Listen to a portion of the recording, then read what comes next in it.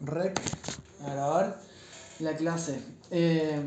Bueno, me imagino que habrán podido acceder al material que les dejé. Les había armado un video sobre el capítulo 3, ¿no? Del salvaje metropolitano. Y ahora la intención es avanzar un poquito en esta segunda hora, a partir de la videoconferencia, abordando al menos uno de los capítulos de la etnografía, método, campo y reflexividad. Específicamente el referido a la observación participante. Y igualmente la intención, antes de que por ahí me meta con ese tema, es que podamos charlar un poquito a ver cómo les resultó el video, si hay algún tipo de consulta, inquietud, comentario, etcétera, etcétera. ¿Se entendió más o menos de qué va la cosa en el capítulo del salvaje metropolitano? Y ahí nadie decía nada. Si no se entendió, es el momento de preguntar y volvemos a charlar, a conversar sobre cualquier cuestión que haga falta profundizar, retomar o lo que fuere. ¿Lo pudieron ver en principio?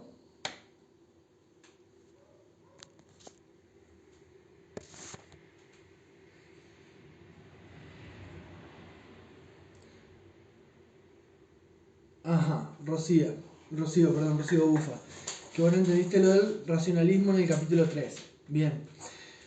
Hay alguna de las cosas que comentaba en el video es que tanto este capítulo del salvaje metropolitano como asimismo los otros de la etnografía, método campo y reflexividad, bueno, buenísimo que hayan gustado los memes, vienen ahí para descomprimir un poco y hacer más ameno el asunto, ¿no?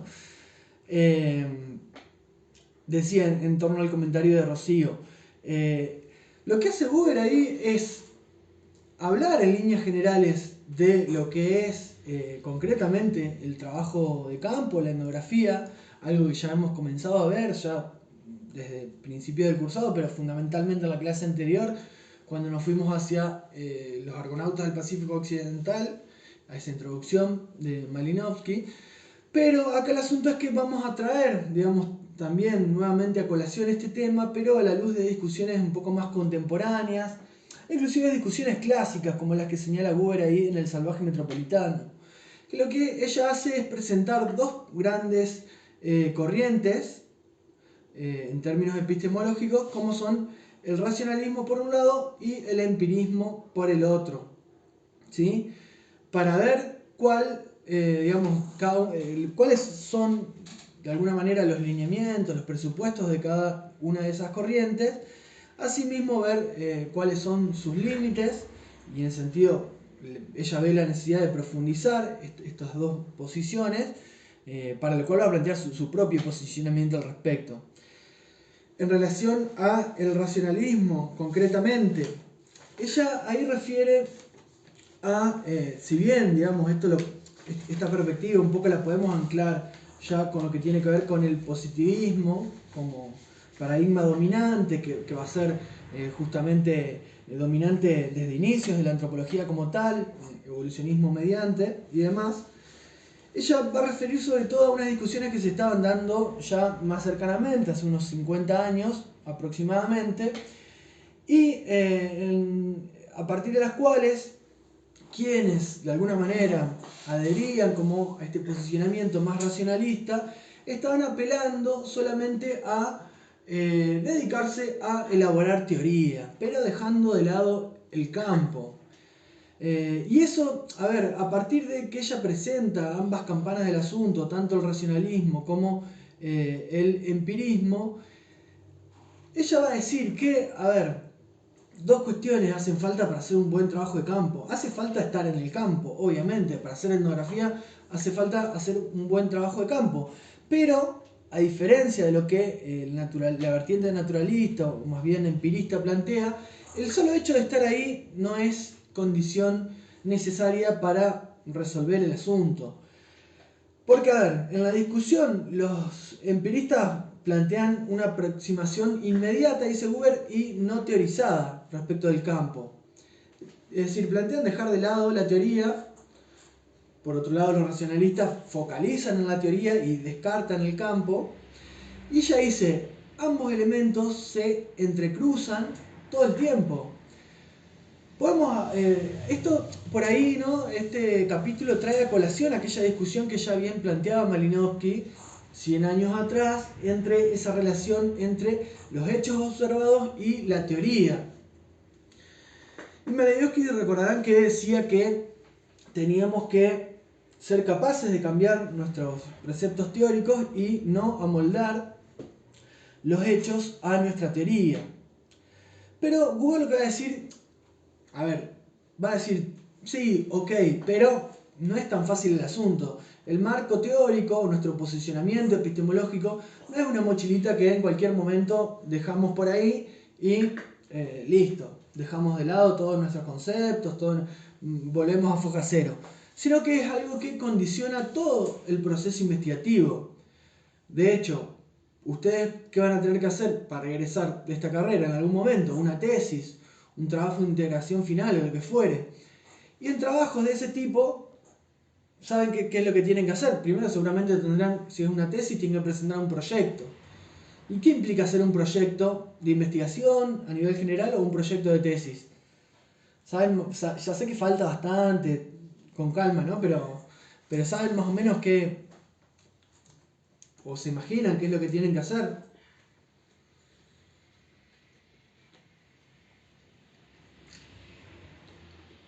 Bueno, me imagino que no se imaginan entonces.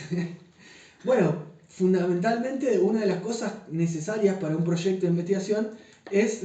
Está bien, estamos en el segundo año, tranqui, falta, no hay problema, no tienen por qué saberlo aún. Pero primero, bueno, tienen que definir un objeto de estudio. A ver, ¿qué es lo que les interesa investigar? Y ese objeto de estudio va a salir así como de la nada, y que, bueno, se le ocurrió, cayó del cielo, mira, ahí está el objeto de estudio, listo, venga para acá. No. Ese objeto de estudio va a estar en vinculación con una línea teórica dentro del campo en el que ustedes estén desarrollando su profesión. Fíjense en su formación, que es muy, digamos, dominante la línea psicoanalítica, me parece, en sus planes de estudios, por ejemplo. Entonces, probablemente, el objeto que elijan vaya por ese lado. Y comiencen a fraguarlo, a pensarlo a partir de herramientas teóricas. Y de hecho después, una vez que definen el objeto de estudio, van a tener que decir, bueno, metodología y marco teórico. Marco teórico, ¿qué herramientas conceptuales, qué conceptos, qué categorías analíticas voy a emplear en mi investigación? Y ahí digo, bueno, primera, segunda tópica, patatín, patatán, defino, qué sé yo, y bueno, estos son los recursos analíticos que voy a utilizar, ¿no? A nivel metodológico también, no creo que se pongan a hacer, no sé, si trabajan desde el psicoanálisis, bueno, la salud mental no es un campo en el que yo esté muy avesado, pero me imagino que no van a hacer un test más típico de otras corrientes, como me imagino la conductista, ¿no? Entonces, ese posicionamiento teórico va a incidir desde un primer momento. Entonces, lo que dice Buber es que todo bien, sí, no hay que adaptar los hechos observados a la teoría, porque ahí la teoría se vuelve estéril, ese es el problema del racionalismo, dice Buber, pero por otro lado tenemos que ser reflexivos, tenemos que ser conscientes de que esa teoría va a estar en todo momento, entonces tenemos que estar interactuando, dialogando y renegociando con nuestros propios supuestos que traemos acarreados, para poder llegar a esa mentada perspectiva del actor. ¿Se entiende ahí un poquito, Rocío, que preguntabas en relación al racionalismo y demás? Y por qué ella apela a referirse a estas corrientes racionalistas por un lado y por otro lado a las corrientes empiristas, ¿no? Como que presenta una discusión y las dos grandes posiciones enfrentadas. Para decir, bueno, todo bien, ustedes piensan esto, ustedes piensan aquello. A ver, hay algunas cuestiones que, sobre todo en el caso del empirismo, que han legado dentro del ámbito de hoy, digamos, cualquier antropólogo ni se cuestiona no hacer trabajo, ni piensan no hacer trabajo de campo. Y eso es un legado del empirismo, en antropología, del naturalismo. pero asimismo ella ve las falencias de cada una de estas posiciones para posicionarse críticamente y presentar su propia postura al respecto. Y ahí es donde fuertemente va a apelar a hablar de este concepto de perspectiva del actor. Yo por ahí me interesa como avanzar un poco dentro de esta lógica más general del trabajo de campo, tal como más o menos, bueno, fue el contenido temático del video que les preparé. Y la intención es irnos un poquito más hacia las técnicas, pero yo hoy trabajaría la observación participante. Estaría bueno por ahí, a ver, pensar en ejemplos prácticos, a ver, qué sé yo. Yo no quiero pecar de autorreferencial, pero puedo traer a colación experiencias investigativas mías, no porque sean las más no sé qué, o las mejores para exponer, sino porque son las que yo más conozco, ¿no? Obviamente por una cuestión de haber atravesado un proceso de ese tipo. Si bien yo no soy antropólogo, no soy etnógrafo, pero desde mi formación interdisciplinaria como cientista social, una de mis grandes puntas, digamos, en mis trabajos de investigación tiene que ver con la antropología y sus herramientas. Pero lo que decía es que me interesa en una primera parte, al menos de lo que voy a comenzar a charlar ahora con ustedes, tratar de retomar algunos lineamientos generales vinculados al trabajo de campo, pero que están presentes en este libro y en el capítulo 2 de este libro, que ustedes no lo tienen para leer, no es parte de la bibliografía obligatoria. Acá tienen el capítulo 3, que es sobre la observación participante, y el 4 sobre la entrevista en directiva, pero me parece que está bueno traer a colación algo del capítulo 2 como para que ustedes tengan pautas de referencia, sobre todo fundamentalmente como para pensar en líneas generales del trabajo etnográfico a la luz de discusiones más recientes, pero más que nada para indagar respecto de esta categoría que despliega también la autora en este libro, que es parte del subtítulo, y que es esa noción de reflexividad, que es una noción un poquito más contemporánea quizás a la de perspectiva del actor, pero que es análoga y dialoga mucho con ella. Digo porque ustedes van a encontrar el concepto de reflexividad en los capítulos 3 y 4, entonces por ahí sin tener esa referencia es como que además que es como un concepto un poco abstracto, si uno no lo visualiza en cuestiones concretas, es difícil seguirle un poco el hilo, ¿no? Y también porque este libro plantea una discusión o un debate epistemológico que no va a estar presentado así como las corrientes racionalistas y las corrientes empiristas, tal como hace en El salvaje metropolitano, sino que ella iba a apelar a referirse a los dos grandes paradigmas epistemológicos que han, digamos, que han sido los principales en todo el desarrollo de la antropología y a nivel general también dentro de las ciencias, desde el siglo XIX en adelante, y que son el positivismo y el naturalismo, que de alguna manera podríamos articular un poco estas...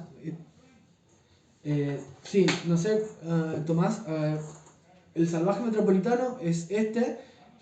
De acá tomé el capítulo, el enfoque etnográfico, señas particulares que desarrollé en el video, y el otro es la etnografía, método campo y reflexividad, que sobre todo sobre ese concepto me interesa por ahí retomarlo un poquito ahora, y para ello, como les decía, voy a referirme un poquito al capítulo 2 del libro, que se llama El trabajo de campo, un marco reflexivo para la interpretación de las técnicas. Ustedes tienen igual lo siguiente, pero como para traer a colación ciertas discusiones que son un poco el hilo del libro, el hilo argumental, y que ella también apela a esto, ¿no? Bueno, describir un cierto debate al interior del campo, en este caso positivismo y naturalismo. El positivismo lo podríamos ligar a esas corrientes digamos, racionalistas, por ahí en el caso, si queremos hacer una relación con el salvaje metropolitano, y el naturalismo al empirismo, el naturalismo y también el interpretativismo.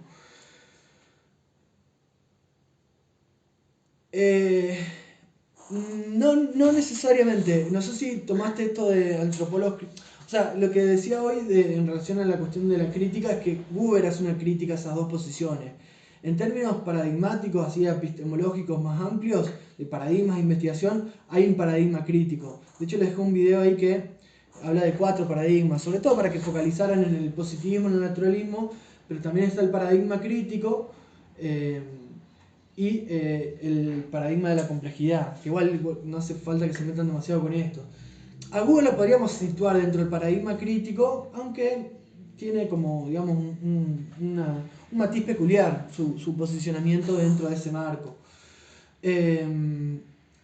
Pero a lo que voy es que en la etnografía también se van a encontrar con una discusión similar a nivel epistemológico, y que es presentar 2 posiciones, positivismo y naturalismo, a partir de las cuales ella va a ver cómo desde una u otra vereda se aplica la técnica, tanto de la observación participante como de la entrevista no directiva o la entrevista etnográfica.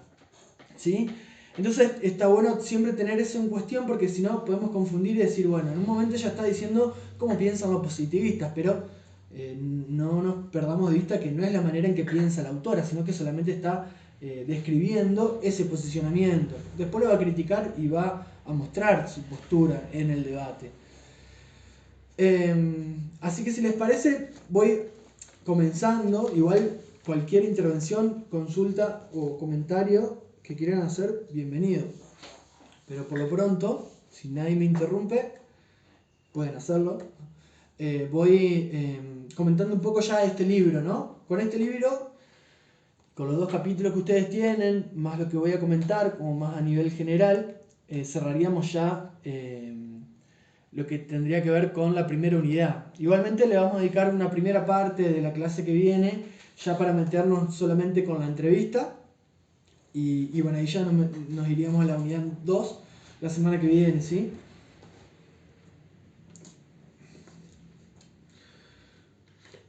Bien, entonces, en el capítulo anterior que ustedes no tienen del libro La etnografía, Guber comienza hablando de que el método etnográfico es un ámbito de instancia empírica, dice, en donde se obtiene información y también se obtienen ahí mismo los procedimientos para obtener esa información. Se trabaja con y a partir de la población, dice Guber. Y ahí va a comenzar a plantear esos 2 grandes paradigmas dominantes de la investigación social, no solamente antropológica, asociados al trabajo de campo. Va a hablar del positivismo en primer lugar, para decir que esta corriente epistemológica parte de la idea de que hay una ciencia única y que esa ciencia única procede de una manera experimental, midiendo y cuantificando variables. Experimental, pero no en el campo, sino a nivel teórico.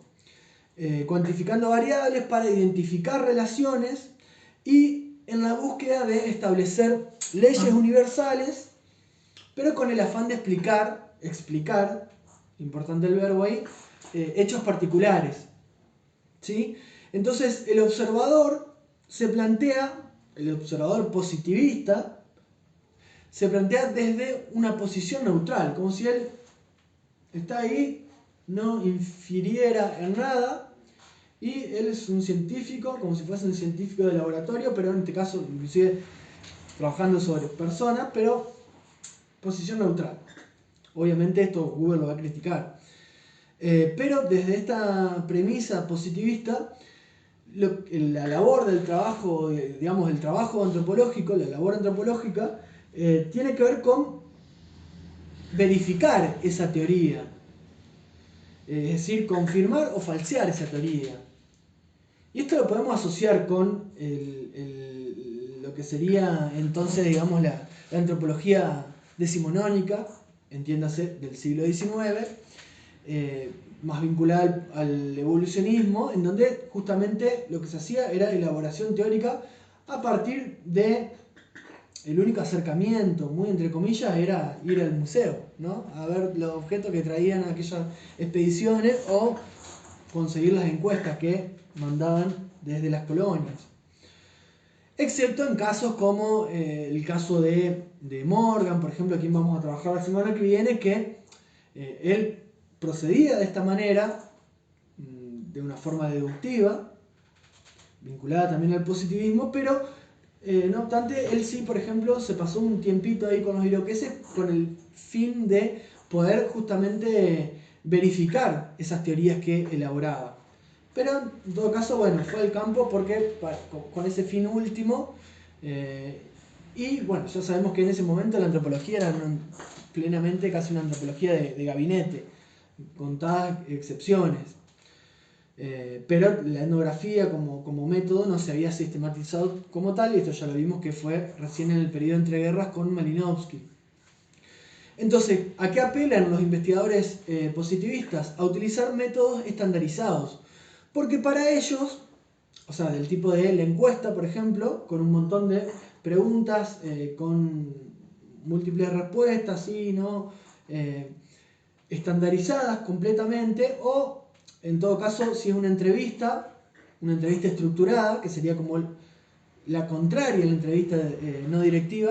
Una entrevista estructurada es un orden de preguntas exactamente igual para todos los entrevistados y la misma cantidad de preguntas exactamente iguales, ¿no? Porque para ellos, para los positivistas, emplear estas prácticas tenía que ver con, digamos, silenciar la incidencia del investigador. Y no había un interés de querer acceder a los sentidos que los informantes atribuyen a sus prácticas. Esto ya va a ser posterior. Entonces, hasta acá estamos con el positivismo, primera parte de esta discusión. Nos vamos hacia la otra vereda con el naturalismo, que se plantea como una alternativa epistemológica al positivismo y va a decir el naturalismo que la ciencia social accede a una determinada realidad que siempre va a estar preinterpretada por los sujetos. Entonces lo que va a proponer, a diferencia del positivismo, es que el investigador se fusione, se sumerja con su objeto de estudio, para poder aprender la lógica social de aquella sociedad, valga la redundancia, que estudie, ¿no?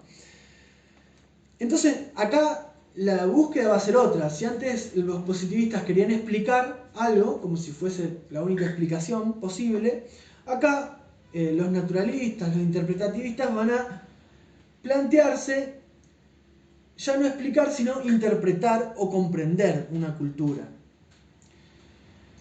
Y van a utilizar otras técnicas, van a emplear justamente la observación participante y la entrevista en profundidad, de la cual vamos a charlar la semana que viene, y ya mis colegas ahí en el teórico se han adelantado un poquito en el asunto, ya han hablado un poquito al respecto. Pero ella ahí presenta estas dos posiciones y después dice, habla de los límites de cada una. Y obviamente podríamos considerar que por una cuestión básica ella podría estar más cercana al naturalismo, pero no obstante dice que las limitaciones del enfoque residen en desconocer las mediaciones de la teoría. Esto de lo que hablamos hoy, que no podés sacarte la mochilita del marco teórico tan fácilmente. Para poder evitar que esa teoría nos amolde del todo la observación y se vuelve estéril, en ese sentido, hay que ser reflexivo, ¿no? Entonces, los naturalistas lo que hacen es desconocer el sentido común del propio investigador y el sentido más, digamos, académico. Lo que vamos a ver como las distintas dimensiones de la reflexividad. De a poquito voy tratando de llegar hacia esa idea de la reflexividad.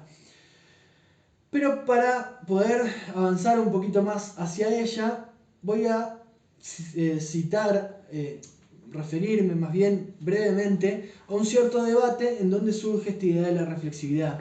Y ese debate tiene que ver con cómo se han considerado desde distintos puntos de vista lo que sería la relación entre la realidad social, la realidad material y empírica y las representaciones sobre esa realidad. Entonces ahí encontramos tres posiciones. La primera es la teoría de la correspondencia, que básicamente implica pensar que los relatos sobre la realidad lo que hacen es equivaler a esa misma realidad. Un poco esto lo podríamos enmarcar dentro de la perspectiva, digamos, pienso en Malinowski, punto de vista nativo, registrar palabra a palabra, todo lo que dicen los informantes. Pero bueno, es como si, listo, registro palabra a palabra y ya está, eso es un reflejo de lo real. Esa sería la primera posición, teoría de la correspondencia. Voy a avanzar rápido porque me interesa llegar a la tercera, para ver de dónde surge el concepto de reflexividad que voy a seguidamente desarrollar. La segunda posición es la de la teoría interpretativa, que ya no habla de un reflejo o de una relación mecánica entre realidad y representación sobre la realidad, sino que va a decir que los relatos justamente no son espejos de ese mundo exterior, sino que son interpretaciones que van a estar construidas en relación a ese mundo. Entonces ahora ya podemos hablar de varias explicaciones, ¿no? Cada una de esas explicaciones serían distintas interpretaciones. Pero seguimos hablando de un mundo real separado de esos relatos. De alguna manera eso también sucedía en el primer caso. Y para llegar al tercer, lo que sería ya la tercera posición en este debate, que es la de las teorías constitutivas, el construccionismo, que ya va a plantear algo un poquito más diferente en ese aspecto que estaba señalando recién. Y los constitutivistas van a decir que los relatos o las descripciones sobre el mundo, sobre la realidad, sobre la naturaleza, sobre la sociedad, sobre todo aquello que nos rodea en términos materiales, no es que reflejen eso, ni es que lo interpreten, sino que justamente lo constituyen. Constituyen la realidad como tal. Es decir, a partir del discurso, de nuestras propias representaciones, es decir, el conjunto de ideas que tenemos en nuestra cabeza, lo que hacemos es crear y recrear continuamente el mundo. Ahí nos podríamos meter de lleno en la semiótica y demás. Pero sigo avanzando un poquito. Todo esto surge dentro del marco de la etnometodología, sobre todo que comienza una línea dentro de la metodología vinculada a la antropología que comienza a desarrollarse, digamos, ya en la segunda mitad del siglo pasado, en los 50, 60, y que tiene como finalidad poder comprender cómo los miembros de una sociedad determinada la reproducen día a día. Y entonces lo que va a proponer es que las normas, las reglas y las estructuras no son algo dado, no son algo fijo de una vez y para siempre, sino que se recrean y se actualizan en todas las interacciones sociales que establecen quienes componen, ¿no? ese marco cultural. Y el vínculo por excelencia para esta reproducción y reactualización de la cultura es el lenguaje. De hecho, ahí podemos entender a la reflexividad como una propiedad del lenguaje.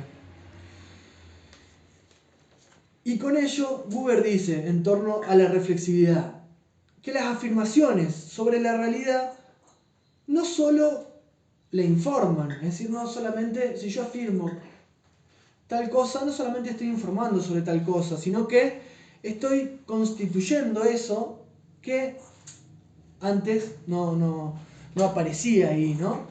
Pienso en, a ver, podemos ponernos a discutir esta perspectiva y demás, pero en la cuestión simbólica de las palabras y demás, en el caso de, se me viene a la cabeza, no sé, el femicidio, por ejemplo, una palabra reciente, no tiene ni de uso popular al menos ni 10 años, diría.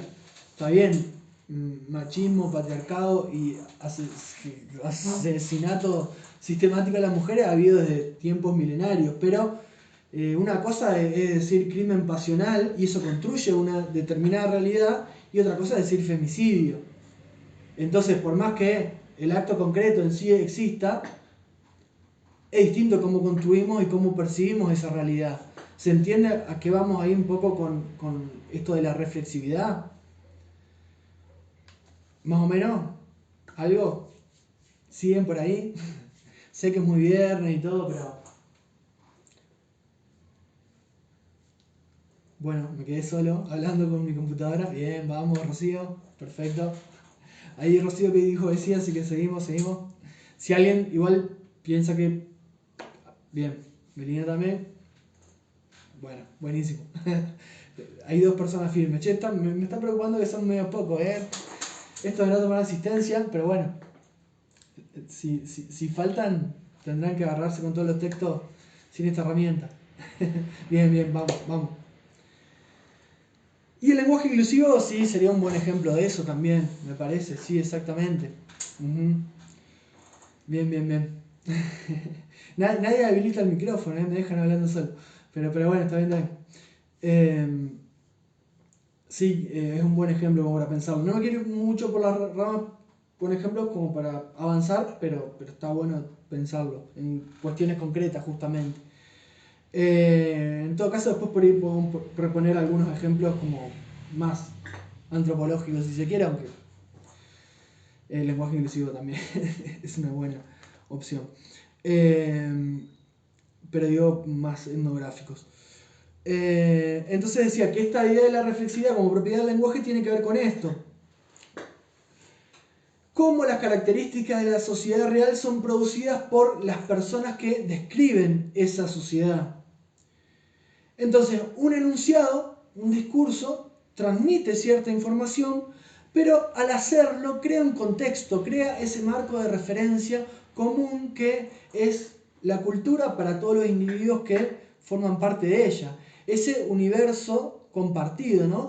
Por eso todo esto también se acerca a esta idea de perspectiva del actor, de la cual hablaba. Por eso Google dice, yo esto no lo aclaré en el video, pero uno dice actor y se piensa en, no sé, teatro, cine, lo asocia normalmente a otra cosa, ¿no? El uso, la acepción más común del término. Pero ella dice actor porque le da un rol netamente activo a los individuos. No le dice sujeto, le dice actores sociales. Porque son ellos, somos todos nosotros quienes constantemente recreamos la realidad social. La reproducimos y en cierto caso la vamos cambiando también. Y así vamos llegando hacia cómo esta noción la podemos aplicar a el trabajo etnográfico concretamente. Y ella va a decir ahí que la etnografía es un proceso. Y es un proceso que implica, digamos, un pasaje desde un momento hacia otro de la investigación. Que lo podríamos, digamos, pensar a partir de lo que ella llama las tres dimensiones de la reflexividad, que están, digamos, son propias del trabajo etnográfico. Habla de tres dimensiones de la reflexividad, dos son propias del investigador y una del investigado, ¿no? Ella va a decir, hay tres dimensiones del concepto de reflexividad que intervienen en el trabajo de campo. Y el investigador tiene que ser consciente de esto. Tiene que poder vigilar esas tres reflexividades que están en juego, que están en diálogo, pero que también pueden estar en tensión. Ella va a decir, el investigador parte de ser el miembro de una sociedad. Parte de ser el miembro también de una determinada cultura con todo lo que eso supone en términos de un contexto simbólico de referencia. Entonces, si el investigador vive en tal o cual país, pertenece a tal o cual grupo etario, económico, étnico, cultural, eso va a implicar que tenga una determinada manera de percibir el mundo por el solo hecho de estar, digamos, en ese entramado, ¿no? Muy bien, sí, exactamente. Eso, ahora, los ejemplos digo ahí, el comentario de Victoria, como Google explica todo esto con ejemplos. Entonces, todo esto también con esos ejemplos se va a entender mucho mejor. Después yo les voy a comentar bien los ejemplos para que los tengan ahí, porque los ejemplos, a ver, a mí no me interesa que se acuerden de los ejemplos así con lujo de detalle, sino que esos ejemplos les interesen, les sirvan, quiero decir, para comprender la teoría. Porque la teoría por ahí se queda ya como en la nebulosa del abstracto, y si no la bajamos a lo concreto de la empiria, a veces, ¿de qué estamos hablando? Nos quedamos ahí como, ¿qué onda? Entonces, esos ejemplos que hay tres a lo largo del capítulo 3 ya, observación participante, implican justamente esta cuestión de la reflexividad y de las maneras de utilizar la observación participante, dependiendo también el paradigma epistemológico en donde uno se posicione. Pero está entonces con estas tres dimensiones del investigador. La primera en tanto sujeto social y cultural. La segunda en tanto investigador en sí. Y ahí juega la teoría, ahí aparece el epistemocentrismo. Y si yo adhiero no sé, al marxismo como ideología política, al anarquismo, lo que fuere, soy, no sé, reformista, keynesiano, no sé, la teoría que quieran dentro del ámbito que ustedes quieran, eso va a incidir, como decía Uber ya en el Salvaje Metropolitano, que comenté en el video, en todo el proceso investigativo. Y creo que también lo decía recién hace un ratito. Entonces, esa es la segunda dimensión de la reflexividad del investigador, en tanto sujeto académico, podríamos decir, ¿no? Y la tercera dimensión de la reflexividad son las reflexividades de la población que estudia, es decir, el conjunto de representaciones, maneras de comprender el mundo social típico de esas poblaciones. Y que no son ideas aisladas, sino que son ideas que se materializan en prácticas. Y es hacia esa dimensión de la reflexividad que en un proceso que podríamos llamar de resocialización, el antropólogo busca llegar hacia allí. ¿Sí? Entonces, bueno, hasta ahí estamos con esto de la reflexividad como para entenderlo. Si quieren, podemos ir como a algunos ejemplos para pensarlo así brevemente, que hicimos un poco este ejercicio con la comisión anterior. Y si no, ya nos metemos con la observación participante, pero por ahí si hace falta, está bueno como ejemplificarlo en algo. Con cuestiones así. Pero bueno, mientras me tomo un trago de agua, ustedes me dicen si ejemplificamos un toque, 2 minutos, o nos metemos ya de lleno con la observación participante.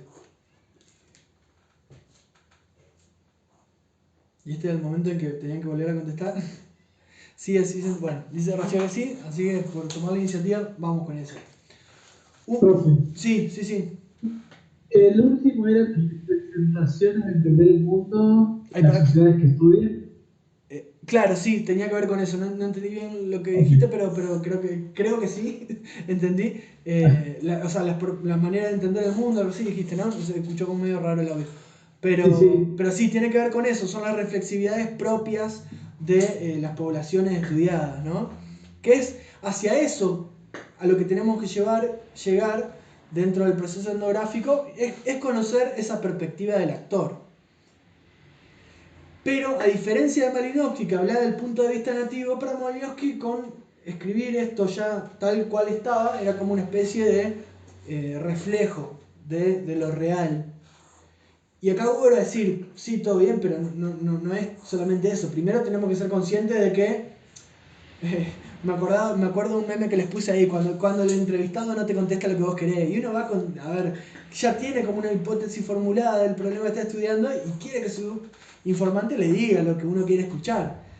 Pero no se trata de eso, sino justamente a partir de esa interacción poder, en todo caso, repensar la teoría, ¿no? Claro. Y llegar a las categorías nativas, es decir, la conceptualización propia, específica de, de estas reflexividades. Pienso ver en un ejemplo concreto. A ver, como una especie de categoría nativa, por así decirlo, pero es una manera de conceptualizar o de entender una cierta prohibición. Hace un tiempo, bueno, yo vengo haciendo hace bastante un trabajo de campo con un montón de raperos y raperas de distintos pueblos originarios del continente. Si bien lo mío no es netamente etnografía, es una aproximación etnográfica. A ver, no me pasé 3 años, no me dan mucha licencia en la UAE. Estuve viajando como 7 meses, una cosa así, en distintos momentos, receso mediante, por distintos puntos. Digamos, trabajo lo que tiene que ver con el rap originario, podríamos decirlo así como una categoría nativa, que es la misma manera que tienen estos raperos indígenas de identificar el género que están produciendo. Y en ese sentido, bueno, es como una etnografía multisituada, ¿no? Un montón de lugares diferentes. Entonces, mi búsqueda no es una búsqueda de análisis holístico integral de la cultura, porque trabajo con un montón de pueblos, nación diferente. Entonces, como que el hilo conductor ahí es la música dentro de ese ámbito. Pero pienso en una experiencia que, a ver si lo puedo visualizar, que busco unos videos como para ponernos en contexto. A ver, hace un par de años estuve en Cunayala, que es una comarca autónoma del pueblo Cuna en Panamá, compartiendo con algunos raperos Cuna justamente, y nos fuimos ahí, que es una zona que está ahí en la zona costera de Panamá, Mar Caribe, archipiélago de San Blas, un conjunto de casi 300 islas, de las cuales gran parte de ellas están habitadas por los propios Cuna.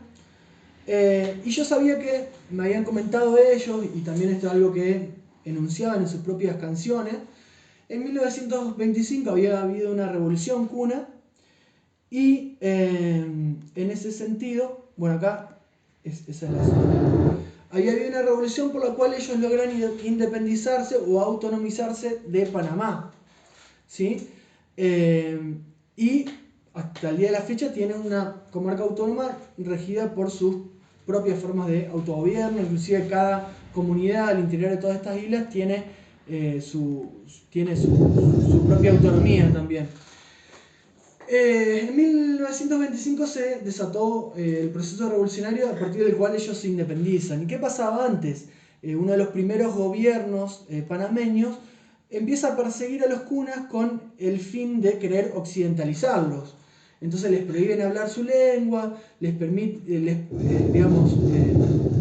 prohíben, entre muchas otras cosas, pero una de las cosas también es que les prohíben usar su vestimenta típica, que en el caso de los Cuna, bueno, ellos no usaban pantalón largo, imagínense el calor que hace por aquella zona, nunca en la vida, todo el año hace 30 grados por lo menos, y con un sol bastante fuerte, no la humedad que hay acá, pero con un sol fuerte. Y entonces, les prohíben y los obligan a usar pantalón largo. Cuando fuimos ahí, me dice uno de mis compañeros, uno de mis amigos ya, por esto de que la afectividad es parte del proceso, lleva pantalón largo. Y yo dije, ¿pero por qué? Y me dice, porque si hay alguna celebración, como tuvimos oportunidad de ir a una, que era la celebración del rito de pasaje de la niñez a la adultez en el caso de las mujeres, tal como se considera, a partir de la primera menstruación, básicamente, mamá me vino, dice la nena, listo, no se hable más, fiesta para todo el pueblo en la casa comunal, y todo un día de celebración, en donde se toma la chicha, que es una bebida